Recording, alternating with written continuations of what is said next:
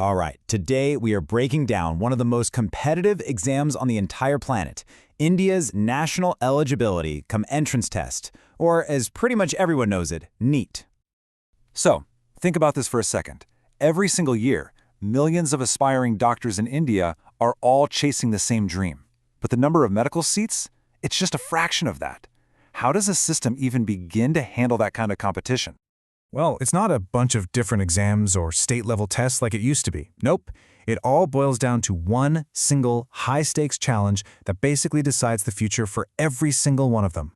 And that one challenge, the one thing standing between all those students and their dream career, is the NEET exam. It's the only gateway.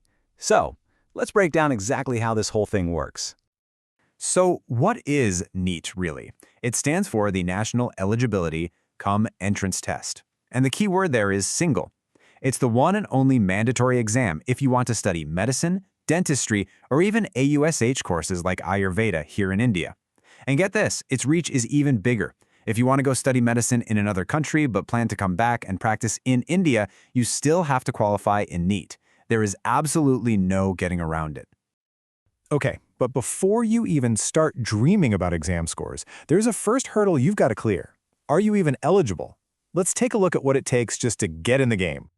The basic rules are actually pretty straightforward. You have to be at least 17 years old. And here's some good news. There's no upper age limit anymore, and you can take a shot at the exam as many times as you need to.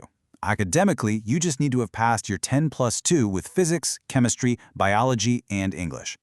But it's not just about passing. You've got to hit a certain score. For general category students, you need at least 50% in those science subjects combined, and there are, of course, some relaxations for other categories. It drops to 45% for persons with disability and 40% for OBC, SC, and ST candidates. All right, so you're eligible. Fantastic. But what's it actually like inside that exam hall? Let's break it all down by the numbers that really, truly matter. First up, the clock. You get exactly 3 hours and 20 minutes. That's 200 minutes to tackle 180 questions. You can bet every single second is going to count. And this is the golden number, 720. That's the maximum possible score, a perfect paper. It's what every single student is aiming for. Now, this is the number that adds a whole layer of pressure. -1. For every single wrong answer, 1 mark is taken away from your total. So you see, this exam isn't just testing what you know, it's testing how confident you are in what you know. And if you look at the structure, it's weighted very heavily towards one subject. I mean, sure, physics and chemistry are worth 180 marks each, but biology? It's a massive 360 marks. That's literally half of the entire exam. So rock-solid understanding of both botany and zoology is absolutely crucial if you want a top score. Okay, so you've made it through the exam. You have your score. But you know what? A score by itself doesn't get you a medical seat. Let's dig into how that score gets turned into the all-important All India rank. And it all comes down to this simple formula. You get 4 marks for every right answer, but you lose 1 for every wrong one. This means that random guessing can be a really, really bad idea. Your final rank is a direct result of your knowledge and your strategy on the day. You know, with millions of students writing the exam, this happens all the time. You can have dozens, even hundreds of students with the exact same score. So how do they decide who gets the better rank?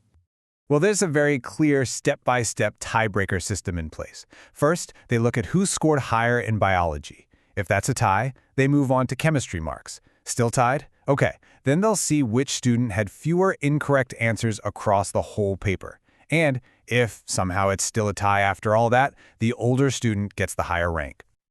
So now you have your unique rank, and this is where the whole game changes. The next phase is counseling, which is basically a giant matching system that connects your rank to an available medical seat somewhere in the country. Your seat is going to come from one of 2 main pools. First, you've got the All India Quota, or AIQ. This covers 15% of government seats across the country, and anyone can compete for them.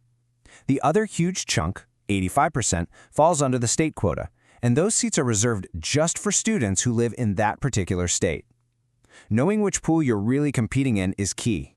Now, within that 15% All India quota, the seats are divided up further based on reservation categories. You can see that 27% are for OBC candidates, 15% for SC, 7.5% for ST, and 10% for the economically weaker section. And it's also worth noting there's a 5% horizontal reservation for persons with disability that cuts across all of these categories. And the counseling process isn't just a one-and-done thing. It happens in rounds. Round 1 is where most of the action is. After that, round 2 is for students who want to upgrade their seat or grab one that's still empty. And finally, you have the mop-up and stray vacancy rounds, which are designed to make sure every single available medical seat in the country gets filled. So, we've gone through the exam, the rank, the counseling, now for the final piece of the puzzle, the cutoff. This is the number that tells you if your rank is good enough to get you into the college you've been dreaming about. Now, listen carefully because this part is really, really important. What you're seeing here are the qualifying cutoffs. Scoring in this range just means you're eligible to participate in the counseling. It does not guarantee you a seat, not even close. To get into a good government college, your score has to be much, much higher than this baseline.